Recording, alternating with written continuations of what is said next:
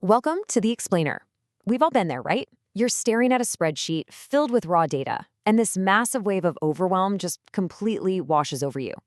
You know for a fact there's a story hidden in those numbers, but figuring out exactly which mathematical tool to use to extract it, man, it feels like trying to read an alien alphabet. Well, today we are going to change that. So let's dive right in and conquer that overwhelming feeling once and for all by breaking down these statistical tests so they actually make sense. This brilliant cheat sheet is our map for today. It's a totally navigable landscape that breaks down 9 intimidating statistical tests and pairs them with a concrete blueprint for success. Instead of some chaotic list of complex equations, it's a structured visual guide.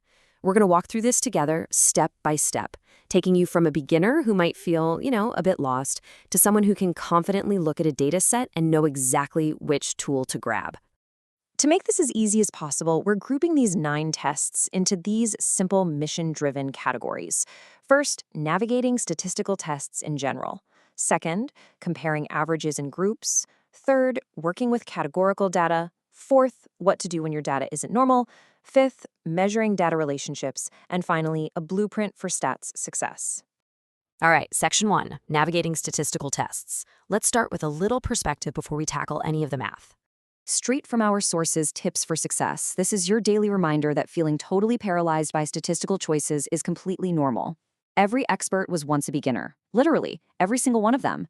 Whether you're looking at data for a marketing campaign, a scientific study, or just your very first portfolio project, that initial confusion is just the first step in learning. We're going to fix that confusion right now by starting with the most common problem people actually want to solve with data. Moving on to section 2, comparing averages and groups. If your main goal is to compare the averages of different groups, like trying to find out if group A did better than group B, you are exactly in the right place. But before picking a test, we absolutely have to understand the type of data we have. This first group of tests relies on your data being continuous. So continuous data can take literally any value within a range. Think of things you can measure infinitely, like height, weight, or exam scores. Crucially, for these specific tests, this data should ideally form a normal bell-shaped curve when you graph it out. You know the one, most of the values sit right in the middle and then it trails off at the edges. Now, what's really interesting here is how simple the choice becomes when you just focus on your goal. Look at how these divide up. You use the t-test when you simply want to compare the means of 2 distinct groups. For example, testing the mean exam score between Group A and Group B. But what if you have 3 groups? Say you want to test if mean scores are equal across 3 entirely different teaching methods. That's when you graduate to ANOVA, which handles 3 or more groups. And then we have the z-test. You use a z-test to compare a sample mean to a known population value. But, and this is a big but, there's a catch. You have to know the population standard deviation, meaning you already know exactly how spread out the data is for the entire population. You also typically need a big sample size, so 30 or more. Think testing if an average height is exactly equal to 120 centimeters against a known population. 3 tests, beautifully separated by exactly what you're trying to compare. Next up, section 3, working with categorical data. Because what if your data isn't numerical, like height or test scores, but rather distinct groups or labels? Let's see how this builds out. When we step away from actual measurements and move into labels, we're dealing with categorical variables. These represent distinct categories, like male or female, or answering a survey with a simple yes or no. Obviously, you can't calculate a traditional average of a yes or a no, right? So we need entirely different mathematical tools to find the story here. When you want to see if 2 categories are associated with one another, for instance, if gender is associated with a specific preference, you just have to look at your sample size. If your data is categorical and you have a nice large sample, the chi-square test is your best friend. But let's be real, data collection isn't always perfect. If you have a really small sample size, specifically where the expected count in any of your little comparison boxes is 5 or less, the chi-square basically breaks down. And that is exactly when you pivot to Fisher's exact test. It does the exact same job testing associations between categories, but it's mathematically designed to handle those tiny, tricky sample sizes. Okay, section 4, when data isn't normal. You've got the basics down for comparing groups and categories, but reality is messy, which leads us to our next major problem to solve. In those perfect textbook examples, data is flawlessly continuous and shapes into beautiful bell curves. But what if your data is ordinal, meaning it has an order, sure, but the spaces between values aren't equal, like a 1 to 10 pain scale or a customer satisfaction score? Or what if it's just completely stubbornly skewed and not normally distributed at all? Well, the standard tests we just learned will basically lie to you. They simply won't give you accurate results. And this brings us to the great divide in statistics: parametric versus non-parametric.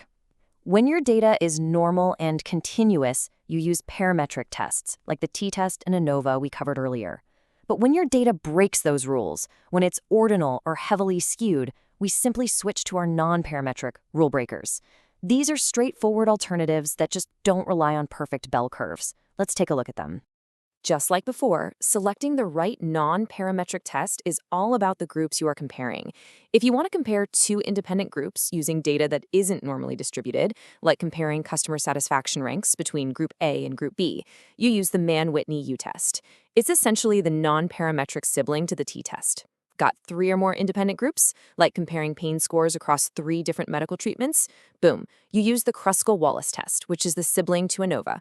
And finally, if you're comparing 2 related or paired groups, like checking the exact same patient scores before and after a treatment, you use the Wilcoxon test. It's incredibly logical once you see how they directly mirror the tests you already know, just adjusted for messy, real-world data. Which brings us to Section 5, measuring data relationships. What if you aren't comparing groups at all? What if you just want to see if 2 different things simply move together?